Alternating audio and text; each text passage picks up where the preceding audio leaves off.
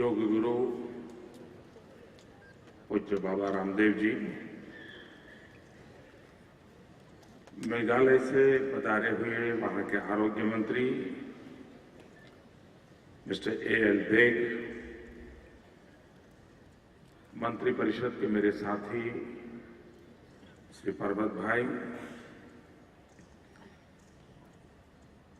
योग की दुनिया में जिन्होंने जीवन भर साधना की है,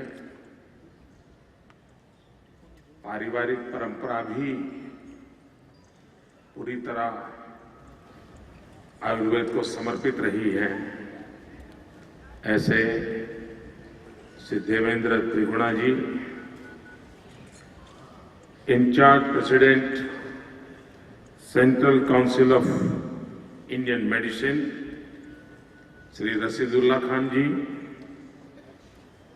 doctor Tyagi ji, doctor Banita Murali Kumar, doctor Raghunandan Sharma जी,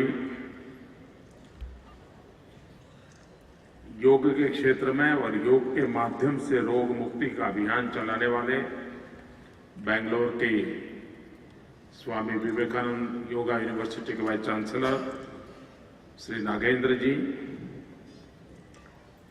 आयुर्वेद को समर्पित और मेरे परम मित्र श्री कृष्ण कुमार जी कोयम्बतूर से पधारे हैं,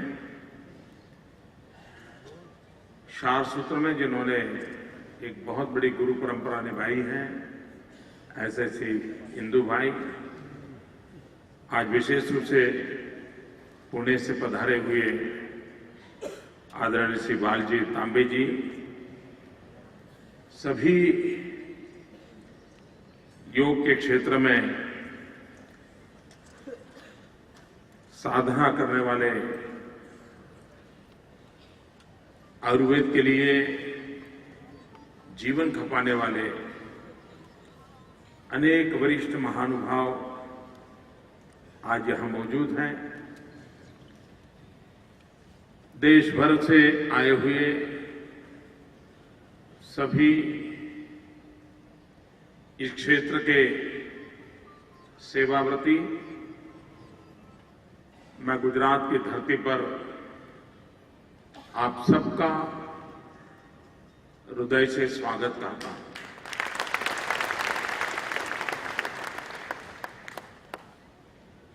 आयुर्वेद का गुजरात में स्वागत होने के अनेक कारण भी हैं।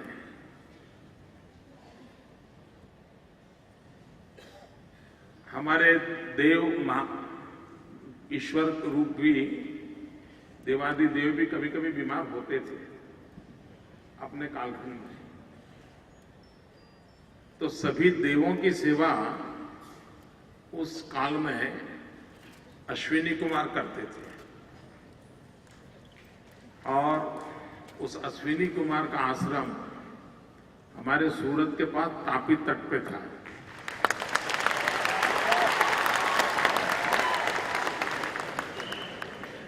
तो उस जमाने में भी देव बीमार होते तो यहीं आते थे और आमतौर पर उपचार सारे यहीं से होते हैं।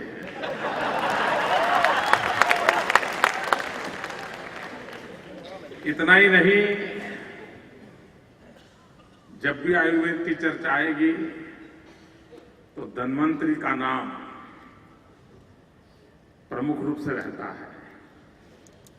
हमारा जो गिर सोमनाथ जिला है, जहां सोमनाथ तीर्थ क्षेत्र है, जहां भालका जी तीर्थ क्षेत्र है, जहां भगवान श्री कृष्ण का अंतिम श्वास भालका तीर्थ में हुआ था, उसी प्रकार से इसी गिर सोमनाथ जिले में धाणेज गांव है, वहां पर भगवान धन्वंतरी का अंत्येष्टि हुई थी। और आज भी सोमनाथ के पास धाणेज गांव में भगवान धन्वंतरी की समाधि की पूजा होती है। वहां के लोग उस रूप में उसको पूजा अर्चना करते हैं। लेकिन ये बातें ऐसी हैं, बताए बिना पता चलता नहीं है। और बताए बिना पता इसलिए नहीं चलता है क्योंकि 60 साल तक इसे भुला देने के बहुत प्रयास हुए।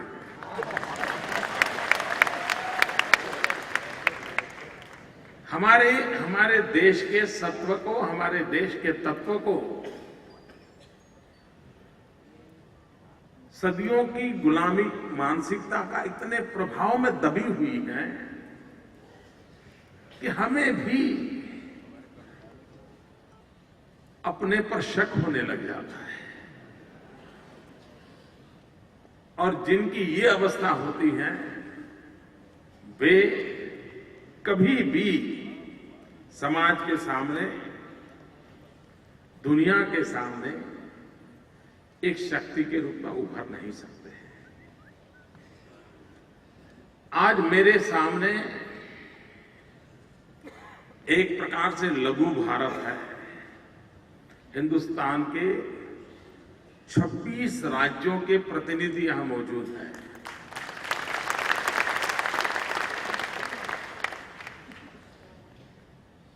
मैं नहीं मानता हूं ऐसे विराट रूप का दर्शन करने का सौभाग्य इसके पहले किसी को मिला हो। किसी ने ऐसा समारोह आयोजित नहीं किया होगा। तो आप सब यहां आए इसलिए भी मैं आपका आभारी हूं। आप जिस स्थान पर बैठे हैं ये महात्मा मंदिर है। मैं आप सबसे आग्रह करूंगा कि जब भी बीच में समय मिले इस महात्मा मंदिर को जरूर देखें। यह महात्मा मंदिर क्योंकि हमारा गांधीनगर है, लेकिन गांधी के नाम से यहां कुछ ज्यादा था नहीं, तो इसलिए हमने एक महात्मा मंदिर बनाने का निर्णय किया। और ये देश का एक प्रकार से बहुत बड़ा कन्वेंशन सेंटर बना है आज। और जिस सभागृह में आप बैठे हैं, यानी महात्मा मंदिर का बहुत एक हिस्सा सिर्फ 180 दिन में बना है।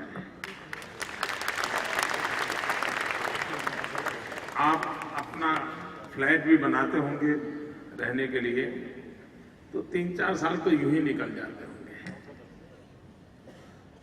180 दिन में बना है। कहने का तात्पर्य यह है कि हमारे देश के पास, हमारे देश के युवकों के पास क्या इतना सामर्थ्य है, इसका ये जीता जागता उदाहरण है। आधुनिक टेक्नोलॉजी और विज्ञान से बना हुआ एक महात्मा गांधी का म्यूजियम भी है यहां पर। समय मिले आप जरूर देखिए उसको।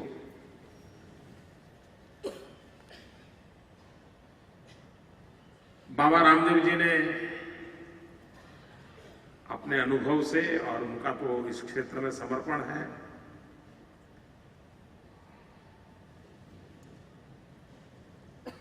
आयुर्वेद का चलन 2 बातों पर प्रमुख रूप से निर्भर करता है। एक, आयुर्वेद के डॉक्टरों का आयुर्वेद पर भरोसा हो।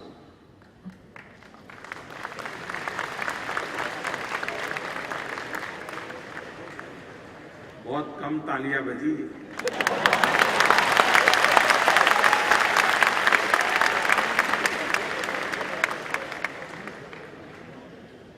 क्योंकि वो निकला था तो डॉक्टर बनने के लिए,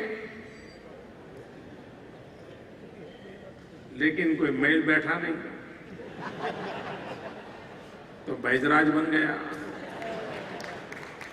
और कोई उसको बैजराज कहे तो उसको कभी कभी बुरा लगता है कि मैं तो डॉक्टर हूं, मुझे बैजराज क्यों कहते हो।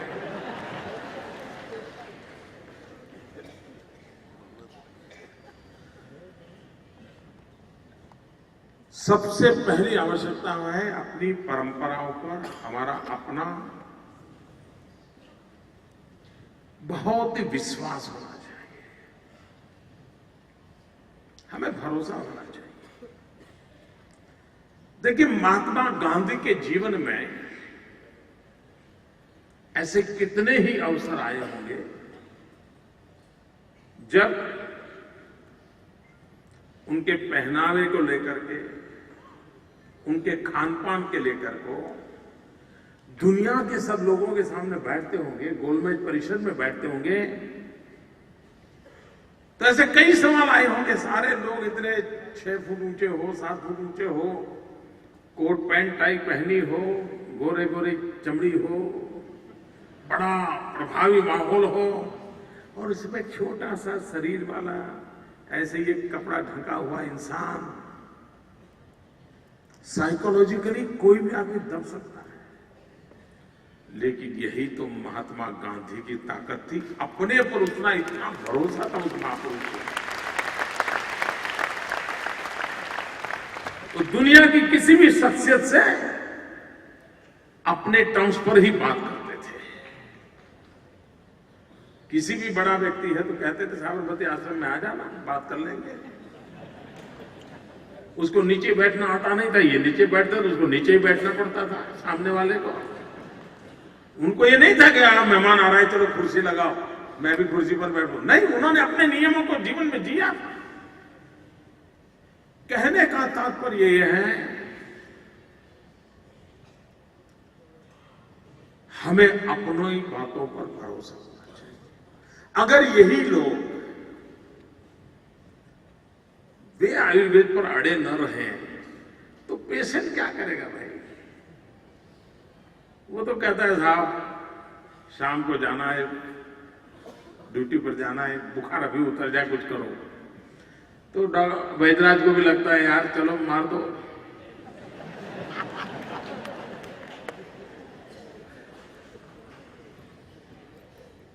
दूसरी बात है, पेशेंट को भी पेशेंस चाहिए। अगर पेशेंट को पेशेंस नहीं है तो उसका और आयुर्वेद का मेल नहीं बैठता है।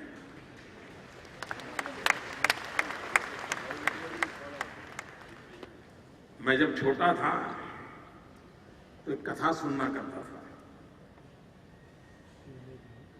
कहते हैं कि पहले के जमाने में जो वैद्यराज हुआ करते थे, वे अपना सारी रिसर्च एक्टिविटी साथ साथ करते रहते थे और भ्रमण करते थे।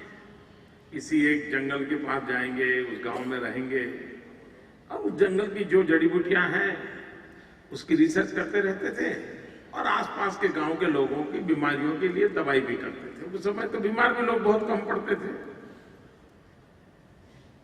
और अपना रिसर्च का काम करते रहते थे। 6-8 महीना वहां कर लिया, फिर अपना सारा माल सामान उठा करके दूसरे जंगलों की तरफ चले जाते थे। यही उनका जीवन रहता था। तो एक बार एक वैद्यराज एक गांव में इस प्रकार से काम कर रहे थे, तो एक मरीज उनके पास आया। उसने कहा कि वैद्य जी मेरा तो जीवन खत्म हो गया है, बहुत दवाइयां की, कुछ मेल नहीं बैठ रहा है, आप कुछ रास्ता निकालिए। अब वो भी यानी इतना परेशानी महसूस करता था कि आत्महत्या के कगार पर खड़ा था। तो वैद्यराज जी ने उसे कहा भाई पहले ये बताओ तुम्हारी तैयारी ही है, तुम जीना चाहते हो अच्छे ढंग से, मन तुम्हारा क्या कहता है? उसने कहा कौन नहीं जीना चाहता, मैं भी जीना चाहता हूं। अब जब वैद्यराज की बात आती है तो परहेज तो पहले ही आती है। तो उनका भाई परहेज का पालन करोगे? नहीं, बोले जिंदगी से ऐसा थक चुका हूं, मैं सब कुछ पालन करूंगा। देखिए तुम अगर परहेज की पालन करते हो तो मैं जरूर दवाई तुम्हें देता हूं और मैं दावा करता हूं तुम ठीक हो जाओगे। तो उन्होंने परहेज ऐसी कठिन बता दी, कोई भी व्यक्ति स्वीकार नहीं करेगा। अगर कोई किसी को कहे कि तुम खिचड़ी और कैस्टर ऑयल इसको खाओ तो कौन खाएगा? उन्होंने ऐसा ही कुछ बता दिया जो कोई सोच भी नहीं सकता। खैर वो लोग दवाई कर रहे थे, 1 आध महीने के बाद वो अपना बिस्तर बोरिया लेकर के उठा करके चले गए। 25 साल के बाद फिर घूमते घामते उसी जगह पे आए। तो वो जो पेशेंट था 25 साल पहले मिला था, वो उनके पास गया। बोले वैद्यराज जी आपने मुझे पहचाना?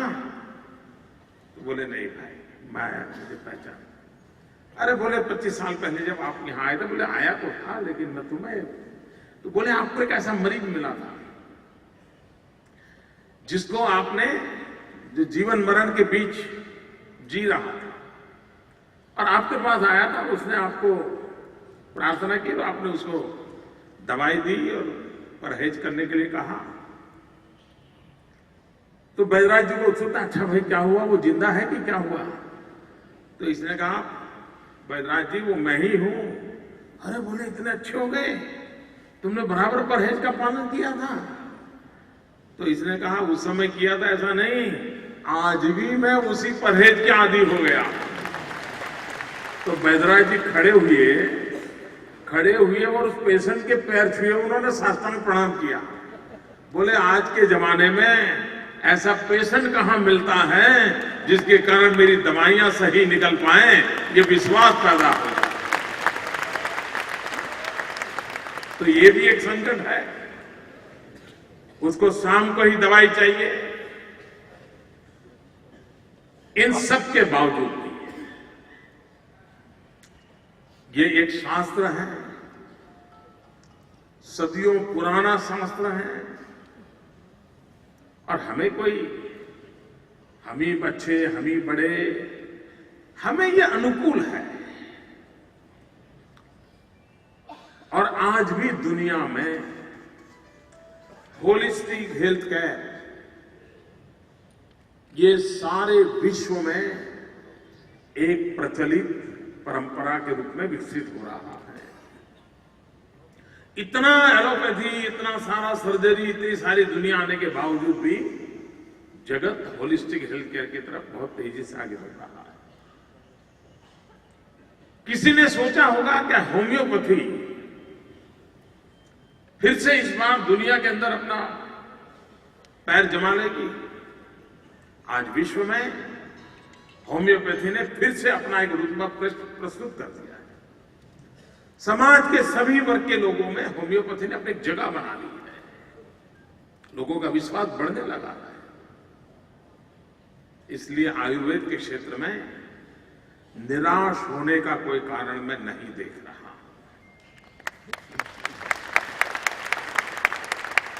लेकिन उसके लिए बल देना पड़ता है। अब गुजरात में भी जब मैं 2001-2 में पहली बार इस काम के लिए मेरी जिम्मेवारी तय हुई, मेरे यहां आयुर्वेद क्षेत्र का बजट सिर्फ 36 करोड़ था। आज वो करीब 325 करोड़ पहुंच गया है।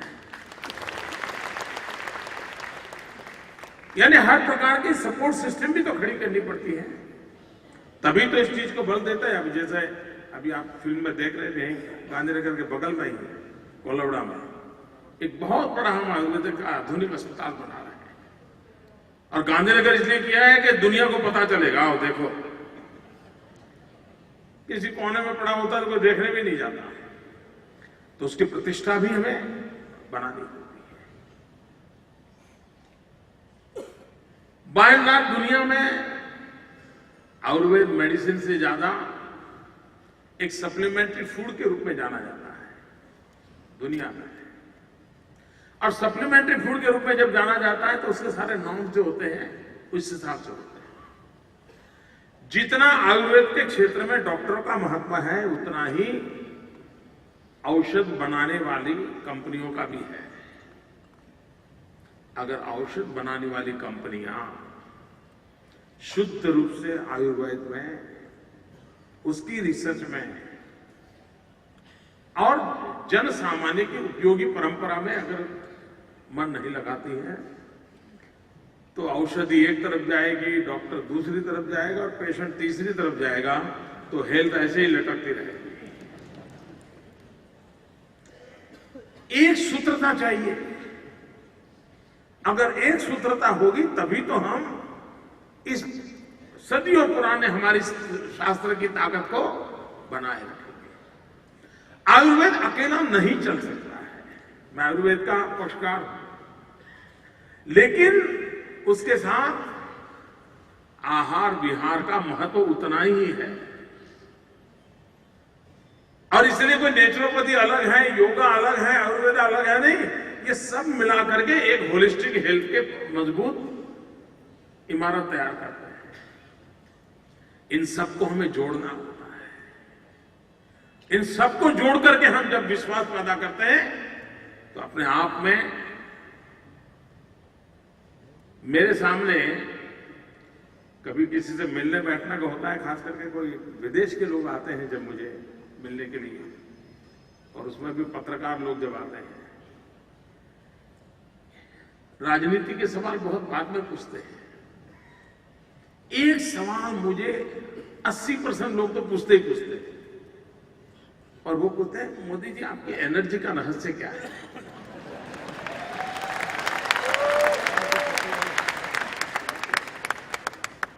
क्योंकि वो टीवी पर कार्यक्रम में इतने देखते हैं कि थक जाते हैं कि सुबह इम्फाल होता है तो दोपहर को गुवाहाटी होता है, तो शाम को तमिलनाडु होता है, तो रात को आके गांधीनगर में कार्यक्रम करता है।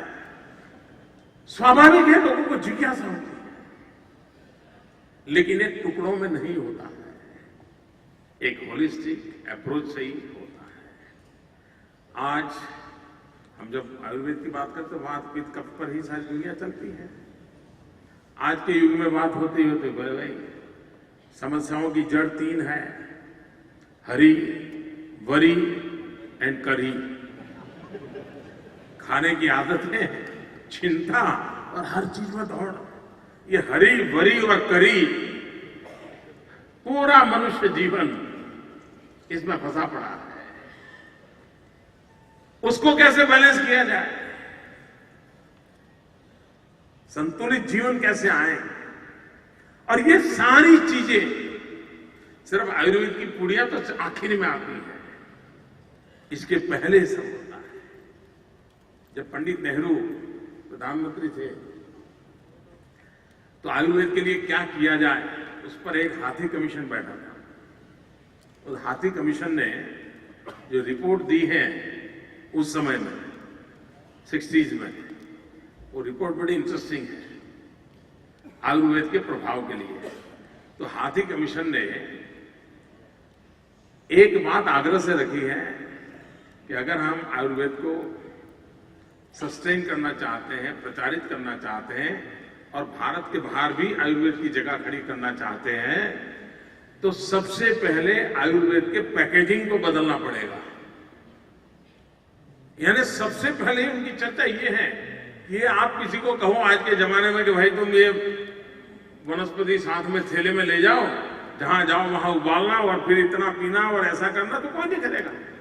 आप उसको आधुनिक रूप में पैकेजिंग फॉर्म में देना पड़ेगा।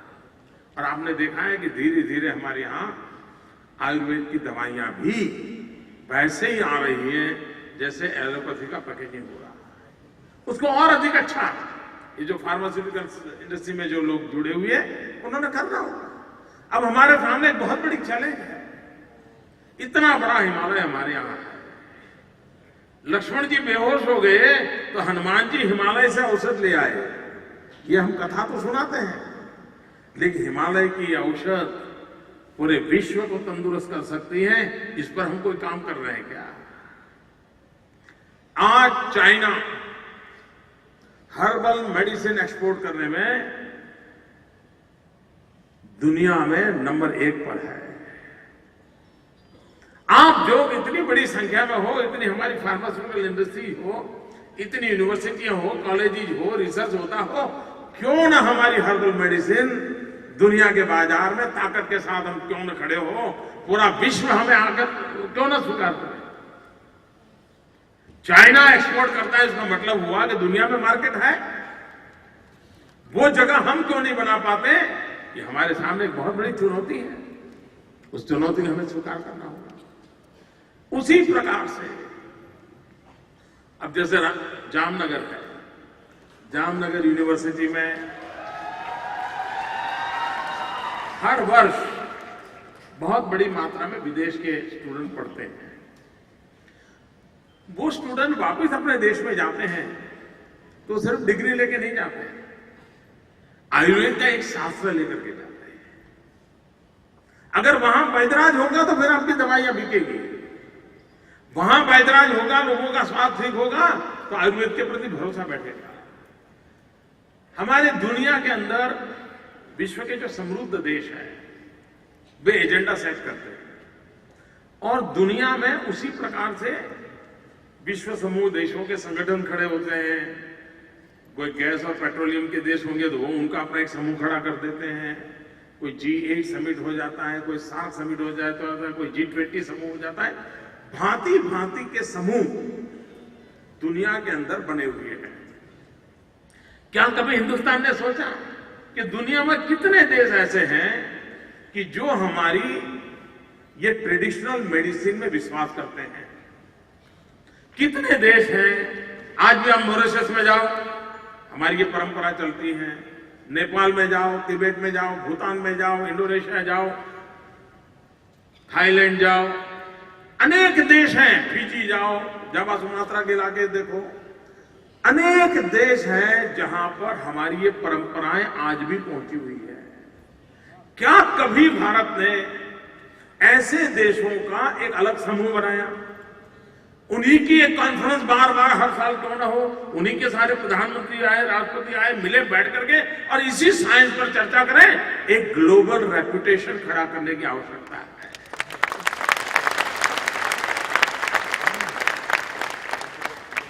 हमारे यहां आयुर्वेद यूनिवर्सिटीज हैं, क्यों ना हमारी एफिलिएटेड आयुर्वेद कॉलेजेस अन्य देशों में क्यों ना हो? मॉरिशस में आयुर्वेद कॉलेज क्यों ना हो? अफ्रीका में जहां पर हमारी आज भी आप वेस्ट इंडीज कंट्रीज में जाइए, आज भी हमारी परंपराओं से जीने वाले लोग हैं।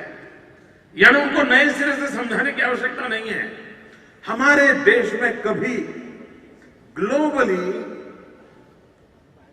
आयुर्वेद को विश्व समूह के सामने ले जाया जा सकता है, विश्व समूह को इसी एक छत्र के नीचे लाया जा सकता है। भले शुरुआत 12, 15, 20 देशों से होगी, धीरे धीरे उसकी मेंबरशिप बढ़ेगी और देश जुड़ेंगे और अगर एक समूह बनता है तो रिसर्च के लिए कॉर्पस फंड बनेगा, रिसर्च के लिए आधुनिक सुविधाएं बनेगी और इन कामों को अगर हम करना चाहें तो हो सकता है।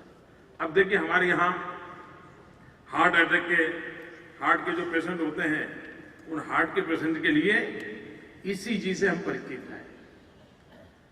कार्डियोग्राम निकालते हैं ECG।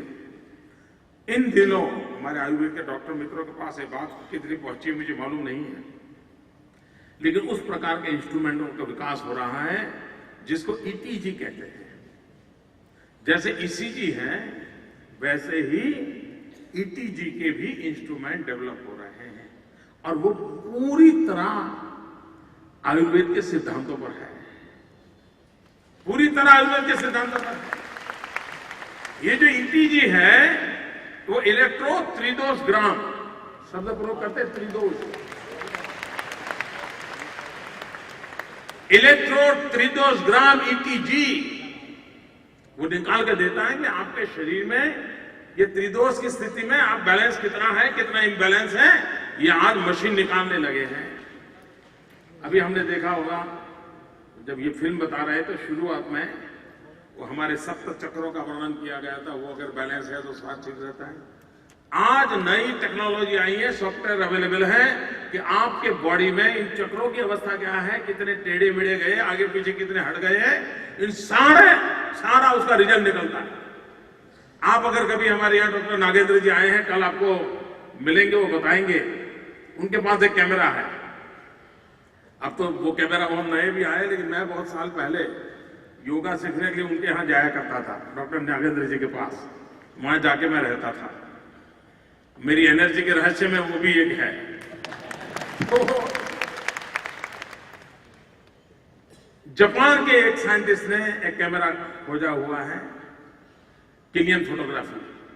ये जो हमारे शरीर के ऊपर ऑरा होता है, ऑरा की फोटोग्राफी होती है।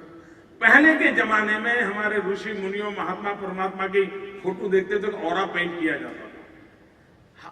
शुरू में तो लगता शायद अच्छा लगे इसलिए शायद डिजाइन करते होंगे, लेकिन हमारे शास्त्र कहते हैं कि ऑरा एक विज्ञान है। विश्व स्वीकारता नहीं था, आधुनिक विज्ञान स्वीकारता नहीं था। आज ऑरा को एक साइंस के रूप में स्वीकार किया गया है।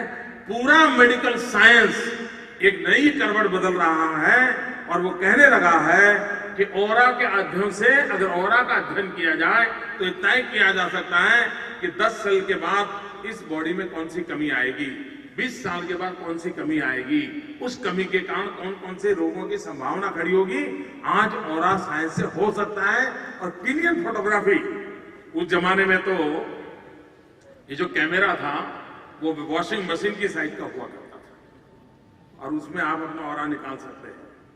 अब तो वो बहुत आधुनिक हुआ है, लेकिन ये पूरा विज्ञान, पूरा नया विज्ञान है। इसका सीधा सीधा मेल हमारे पूर्वजों ने जिस परंपराओं को निभाया था उन परंपराओं के साथ जुड़ा हुआ है।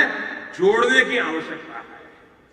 बहुत बड़ी मात्रा में दुनिया में रिसर्च हो रहे हैं, लेकिन वो जो रिसर्च कर रहे हैं उन्हें पता नहीं है कि उसका मूल हमारे यहां कहीं पड़ा है।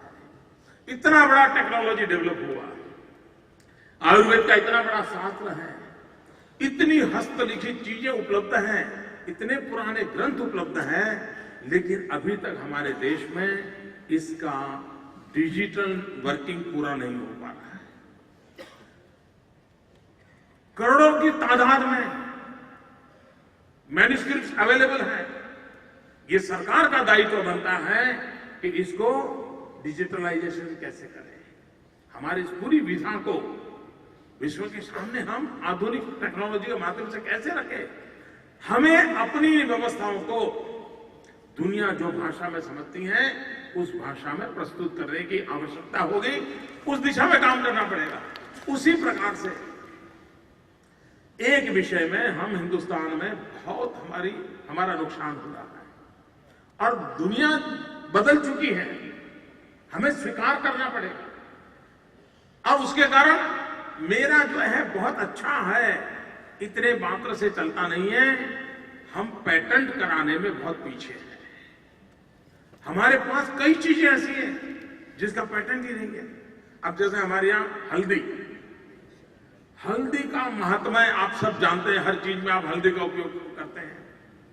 लेकिन दुनिया के और देशों ने हल्दी का पेटेंट करा दिया, हमने हल्दी का पेटेंट नहीं करवाया। इमली के इतने उपयोग होते हैं, कैस्टर इतने उपयोग होते हैं, लेकिन दुनिया के अंदर ये जो इंटेलेक्चुअल प्रॉपर्टी राइट के संबंध में जो जागरूकता चाहिए, विशेष करके आयुर्वेद क्षेत्र को उस लेवल पर हमें सोचने की आवश्यकता है। अगर हम हमारी इस परंपरा और पद्धतियों को इंटेलेक्चुअल प्रॉपर्टी राइट और पेटेंट कराने की दिशा में, और इसलिए हमारी कॉलेजेस, हमारी यूनिवर्सिटी, हमारे स्टूडेंट्स, हमारे वैदराज, उन सबको विश्व के सामने इन चीजों को ले जाने के लिए उसमें सरकार का भी दायित्व बनता है। ये एक नई विधा के साथ हम कैसे काम कर सकते हैं, तब जाकर के। अब एक बार मैं हिमाचल में काम करता था, तो वहां हमारे साथी कार्यकर्ता थे, उनको हार्ट की तकलीफ हुई, मेडिकल चेकअप करवाया तो सारा ब्लॉकेज था। और बाय एंड लार्ज अब हिमाचल में तो घर के बाहर निकलो तब तो सीधे कहीं चढ़ो कहीं उतरो, कहीं चढ़ो कहीं, ऐसा प्लेन व्यवस्था ही नहीं है। वो हार्ट के पेशेंट के लिए चढ़ना उतरना मना होता है। अब इनका ऑपरेशन करना तय हुआ, ओपन हार्ट सर्जरी करनी थी। डॉक्टर के पास गए, सब तय हो चुका। डॉक्टर ने कहा भाई कोई आशा नहीं, कोई आशा नहीं, भगवान का नाम लो, किताबें पढ़ने का शौक है करिए, और ज्यादा शरीर को श्रम मत दीजिए, घर में ही रहिए। ये भी मन से टूट गए कि भाई अब क्या होगा, अब कैसे बचेंगे। तो उन्होंने किताबें पढ़ना शुरू किया। एक किताब उनके पास आई, हाँ, और ज्यादातर वो हार्ट पर ही पढ़ने लग गए थे कि कैसे वो अपने आप को बचा लें। आपको हैरानी होगी, उस किताब में एक चीज उनके हाथ लगी और उसने कहा था भाई ये जो ब्लॉकेज वगैरह है, हार्ट की तकलीफ है, उसको ठीक करने का रास्ता है। बाजार में से कैप्सूल ले आओ, खाली कैप्सूल, और घर में एडल्ट्रेशन सिवा की प्योर लाल मिर्च, नमक वमक ना हो, कुछ ना हो, प्योर लाल मिर्च, इसको कैप्सूल में भरो और दिन में 3 कैप्सूल ले लो। ये कहीं किताब में उनके हाथ लग गया। अब उनको लगा भाई ऐसे भी मरना तो है ही है, चलो लाल मिर्ची खा लें। वो दिन में 3 कैप्सूल लेने लगे। 2 महीने के बाद डॉक्टर को दिखाने गए। डॉक्टर हैरान थे कि भाई क्या बात है, ये क्या हो गया आपको? पुराने रिपोर्ट देखे, बोले भाई एक सेकंड ओपिनियन लेना पड़ेगा, थर्ड ओपिनियन लेना पड़ेगा। और आपको हैरानी होगी, मैं जब वहां रहता था 95 के कालखंड में, डॉक्टरों ने कह दिया था 2-4 महीने के मेहमान हो। मैं अभी पिछले हफ्ते जब हिमाचल गया, उनके परिवार के लोग मिले तो मैंने पूछा भाई उनका स्वास्थ्य कैसा है? अरे बोले वो तो बहुत से घूम रहे हैं, वो अपना नौकरी धंधा कर रहे हैं, कमाई कर रहे हैं, बहुत अच्छा स्वास्थ्य है। कहने का तात्पर्य यह है कि हमारे पास पता नहीं क्या क्या विधियां होगी, लेकिन दुनिया के सामने उसको वैज्ञानिक तरीके से लाना पड़ेगा। और इसलिए हमें रिसर्च पे भी मैं तो कभी कभी, मैं जैसे आप लोगों को मिला हूं, एक दिन मैं फार्मास्यूटिकल इंडस्ट्री वालों को बुलाने वाला, खास करके आयुर्वेदिक औषधि बनाते ने, झंडू हो या जो भी हो, मैं उनको कहने वाला कि भाई क्यों यूनिवर्सिटी में आपकी कोई चेयर है क्या? ये सारे औषधि निर्माता लोग हैं, उनकी यूनिवर्सिटीज में चेयर क्यों नहीं होनी चाहिए? उस चेयर में रिसर्च क्यों नहीं होना चाहिए? हमने सबको जोड़ना पड़ा, वो रिसर्च करें। इतना ही नहीं कि हमारे जो औषधि निर्माता लोग हैं, अगर दुनिया के 20 देश तय करें, एक कंपनी एक देश ले ले और तय करें कि वहां से 5 बच्चों को हर वर्ष आयुर्वेद पढ़ने के लिए स्कॉलरशिप वो देंगे, वो 5 बच्चे यहां आएंगे, वो वापिस जाकर उन्हीं का तो माल बेचेंगे।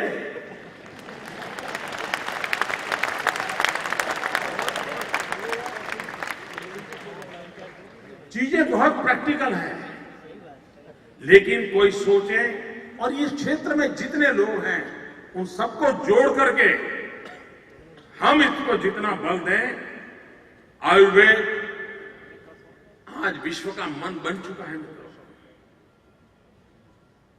पहली बारिश के बाद किसान को पता चलता है कि अब धरती बीज को स्वीकार करने के लिए तैयार हो रही है।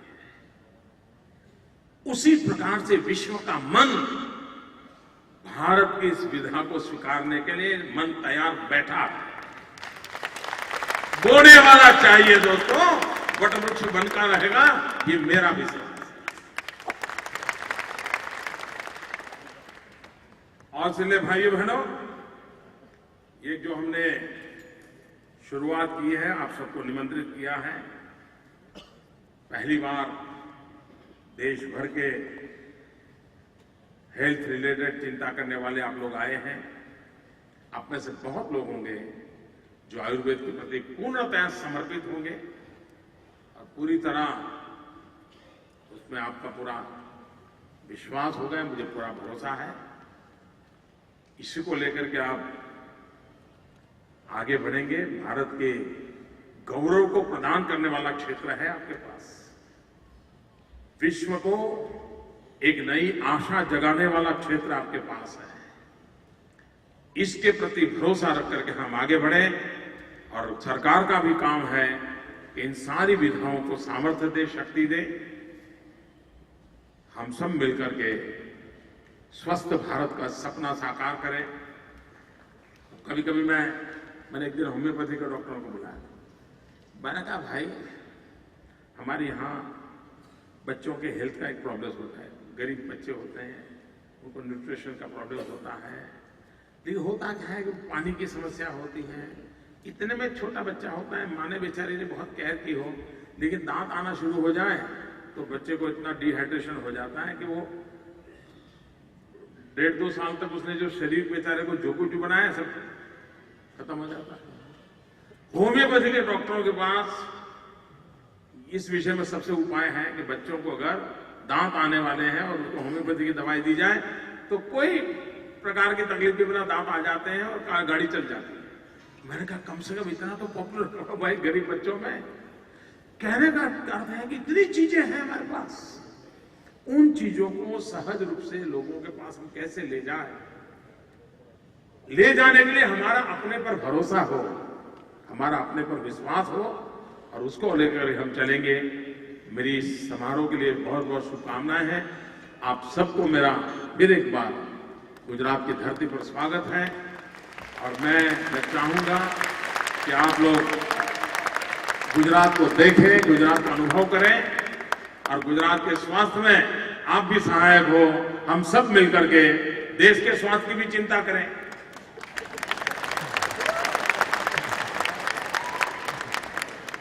हर फूल, हर पौधा, हर वनस्पति, उसमें कोई न कोई तो शक्ति होती ही है। किसी न किसी प्रकार की बीमारी को वो दूर करता ही करता है। कमल भी एक ऐसा फूल है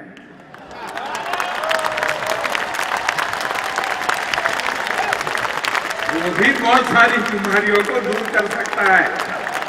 धन्यवाद।